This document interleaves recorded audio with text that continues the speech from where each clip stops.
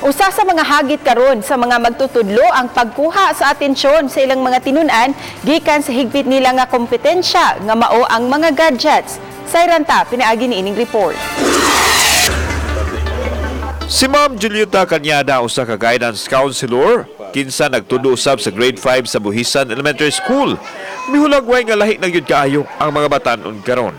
Yang gihulagway nga daw adunay lahi nga kalibutan ang kabatan-unan tungod sa pagtumaw sa mga gadgets. Higpit hinuong ginili ang paggamit sa gadget sulod sa tunghaan. Apan, sa tagsa-tagsa ka mga Pinoy-anan, way tarong kinatulgan ang mga tinunan tungod kay magpunay na magduko o nakatutok sa ilang mga gadgets. Ang resulta, makatulog o dukaon inig tambong sa leksyon. Challenge na mo karon bahin sa gadgets kay ang mga bata karon especially na nasa higher grade level kana nga physically present but mentally absent tungod kay inigabot nila sa eskwelahan ang ilang hunahuna to sila hang giduwaan. Admitido ang magtutudlo nga dakong kakumpetensya nila ang mga gadgets. Apan mabuntog kuno kini kung makigsanib puwersa ang mga ginikanan nga maoy magdili o mag-regulate sa mga anak paggamit sa gadget panahon sa ting klase.